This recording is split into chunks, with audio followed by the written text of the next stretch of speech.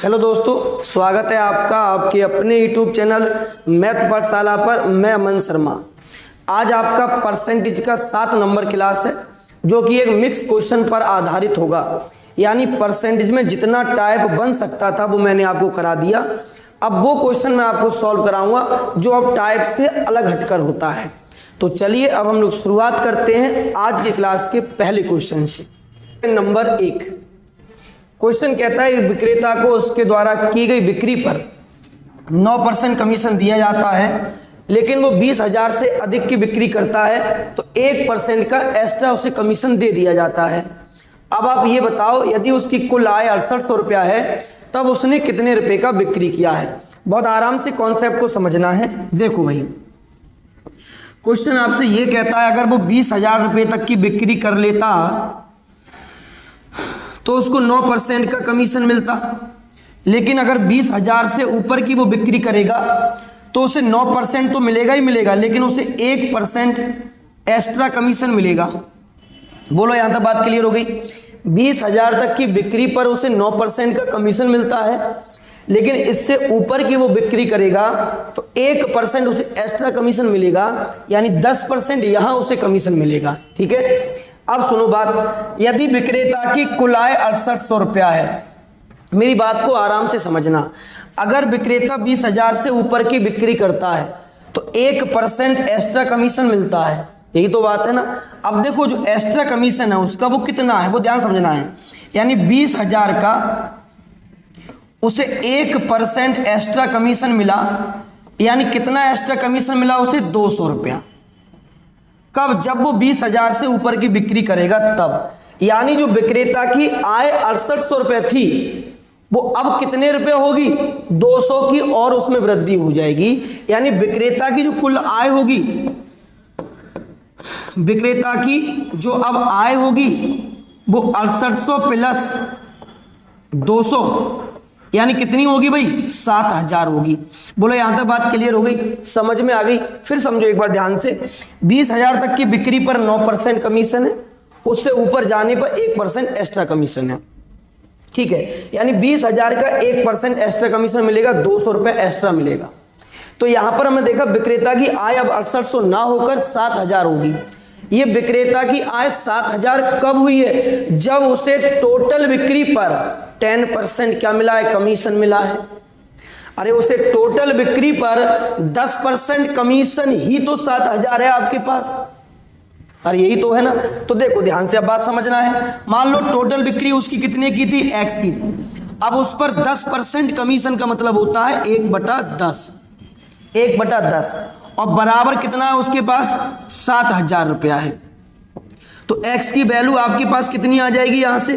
तो 70,000।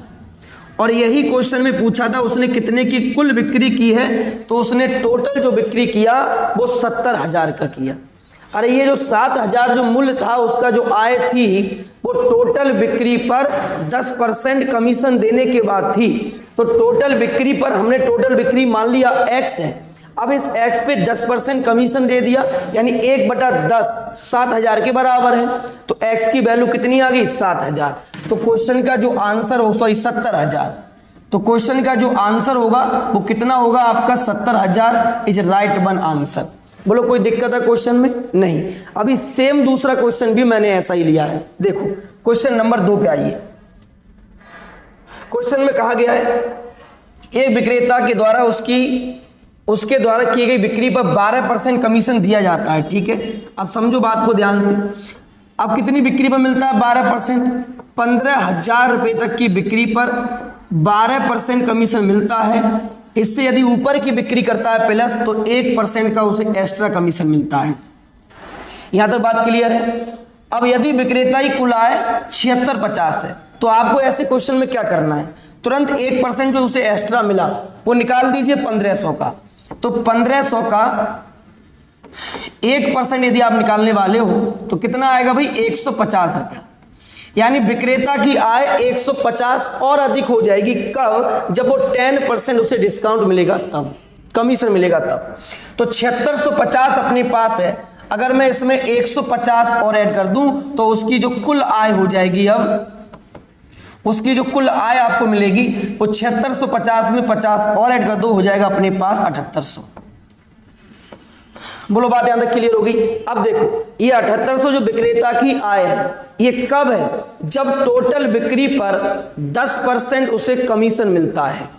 ये उसके पास जो 7800 आय है वो कब है, जब टोटल बिक्री पर उसे 10% का कमीशन मिलता है। अब टोटल बिक्री हम मान लेते हैं x है, इस पे 10% का कमीशन 1/10 और बराबर कितना अपने पास 7800 उसका कमीशन, तो x का मान अपने पास आ जाएगा यहां से 78000। और यही क्वेश्चन आपसे कह रहा था भाई कि बताइए उसने कुल कितने की बिक्री की है, तो उसने कुल कितने का बिक्री किया है भाई, 78000 का कुल बिक्री किया है। बोलो यहां तक बात क्लियर हो गई, अच्छे से क्वेश्चन समझ में आ गया, ठीक है। अब आगे बढ़ा जाए। अरे फिर समझो एक बार ध्यान से, 15,000 तक 12% कमीशन है, ठीक है। उससे ऊपर का जैसे ही बिक्री करेगा 1% का एक्स्ट्रा कमीशन ले लेगा, तो यानी 1% एक्स्ट्रा कमीशन 15,000 का 150 हो गया 1%। अगर आप इसमें 150 ऐड करोगे, 7650 है, तो ये अपने पास कितनी बन जाएगी, 7800 बन जाएगी, ठीक है। ये 7800 कब मिला, जब टोटल बिक्री पर उसे 10% का डिस्काउंट हुआ, यानी x पर। तो x की वैल्यू कितनी आ गई, 78000 आ गई, और यही आपसे पूछा गया था। क्वेश्चन क्लियर हो गया हो तो अगले क्वेश्चन पे आगे बढ़ा जाए। क्वेश्चन नंबर 3, एक एजेंट का 10,000 रुपए की बिक्री तक 5% का कमीशन मिलता है, इससे ऊपर की बिक्री पर 4%। यदि कुल बिक्री पर कमीशन काट कर कंपनी को वह 31,100 रुपए देता है, तो ज्ञात करो कि कुल कितनी उसने बिक्री की है, ठीक है। अब मेरे हिसाब से थोड़ा क्वेश्चन लैंग्वेज में अलग है, बाद में अब ये खाते में विक्रेता के नहीं गया है, ये पैसा कंपनी के खाते में गया है। थोड़ा सा आप अब दिमाग लगाओ और इसका आंसर मुझे कमेंट करके बताओ। सेम जो आधार मैंने पीछे क्वेश्चन पे दिया है उन्हीं आधार पे बनेगा। यदि आपसे नहीं बनेगा तो कल के क्लास में मैं सॉल्व कराऊंगा, लेकिन कोशिश आप भरपूर करना, ठीक है। चलो क्वेश्चन नंबर 4 आगे समझो। एक परीक्षा में कुल 80 प्रश्न है, ठीक है।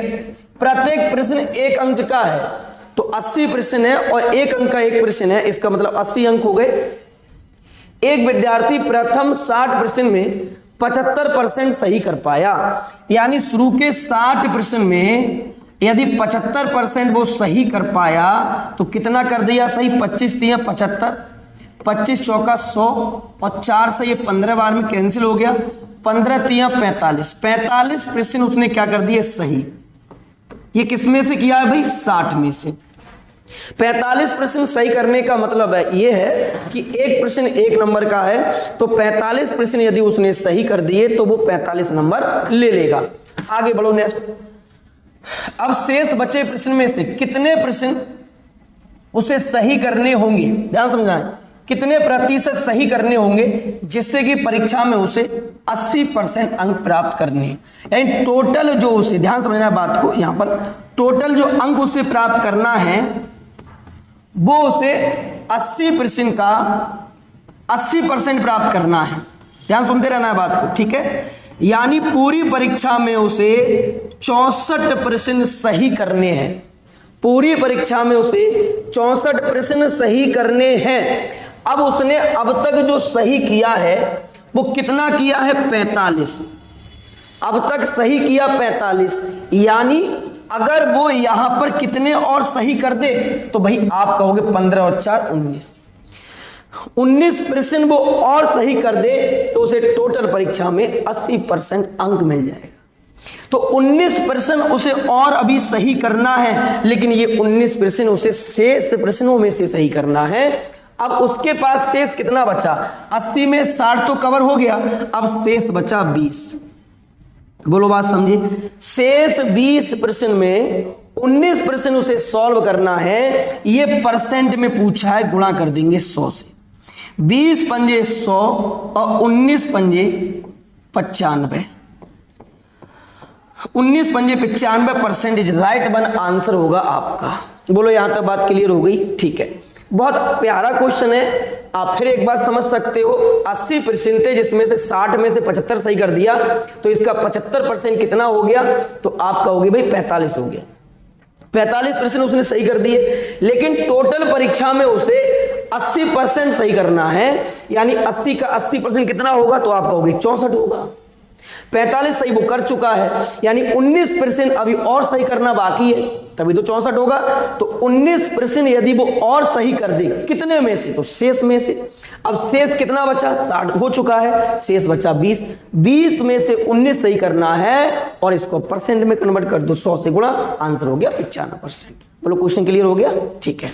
आइए 5 नंबर क्वेश्चन पर, सेम क्वेश्चन है। 80 प्रश्नों के एक टेस्ट में प्रत्येक प्रश्न 1 अंक का है, ठीक है, यहां तक आगे बढ़ो। अर्पिता ने प्रथम 40 प्रश्न में से 65 प्रश्न सही कर दिया। अब देखो 40 में से 65% सही कर दिया, बहुत आराम समझना है बात को, ठीक है। तो ये 13 हो गया और ये 20, और ये 20 दूनी 40, यानी उसने 26 प्रश्न क्या कर दिए, सही कर दिए, ठीक है। अब आगे बढ़ो, क्वेश्चन और क्या आपसे कहता है। अब कहता है शेष 40 प्रश्नों में से उसे कितने प्रतिशत प्रश्न सही करने चाहिए ताकि पूरे टेस्ट में 75% नंबर आ जाए। यानी टोटल उसे जो नंबर लाना है 75%, कितने का, 80 का। 80 का 75% मतलब 3/4, 4 दूनी 8 और 20 तिया 60, यानी टोटल उसे जो नंबर लाना है वो 60 नंबर लाना है, लेकिन अब तक वो 26 नंबर ला चुका है।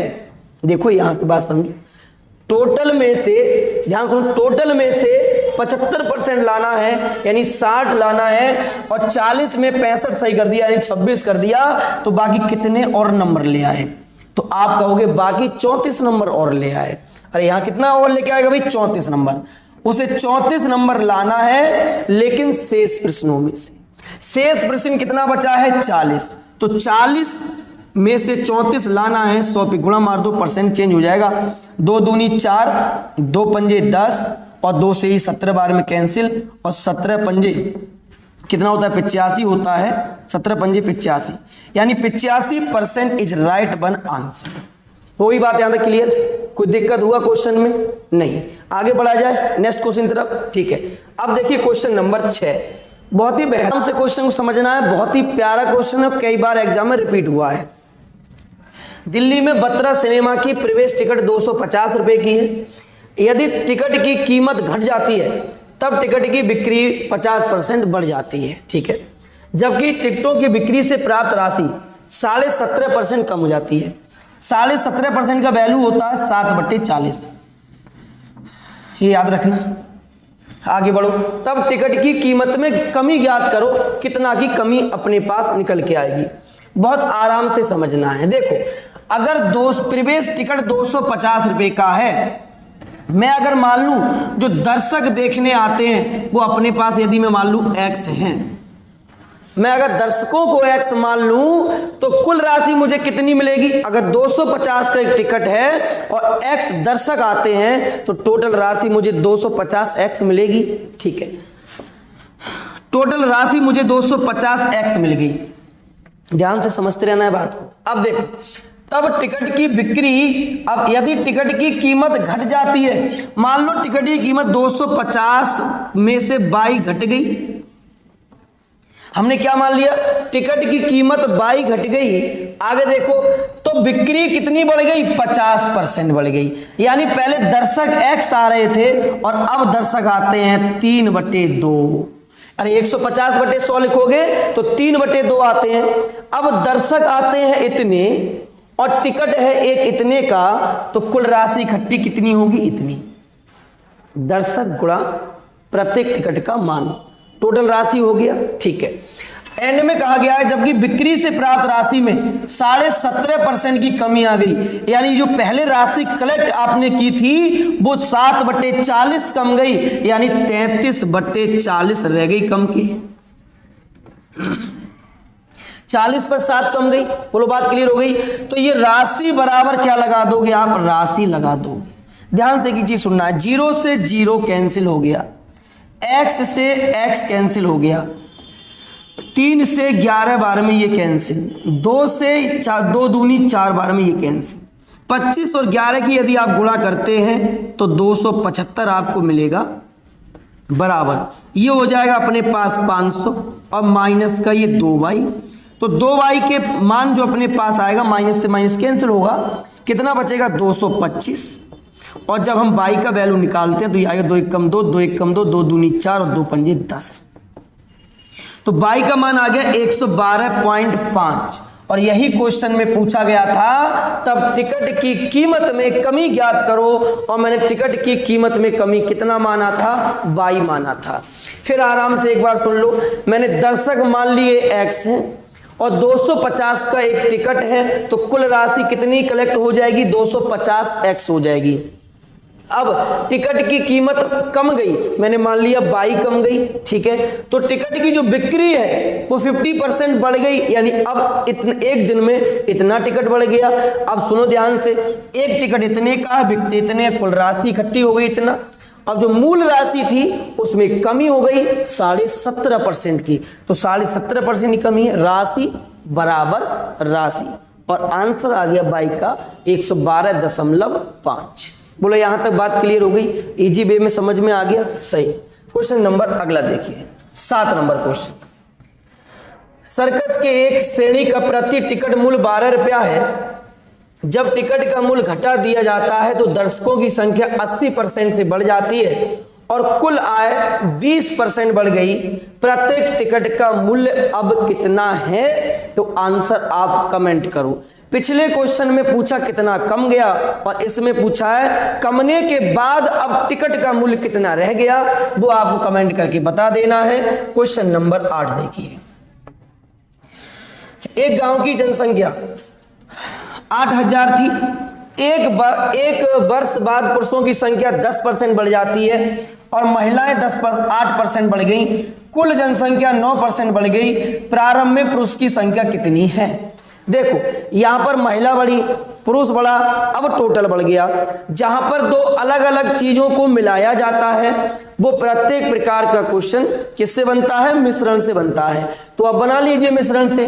देखो मैन है अपने पास, वुमेन है, ये 10% बढ़ गया, ये 8% बढ़ गया और यहां से ये 9% बढ़ गया।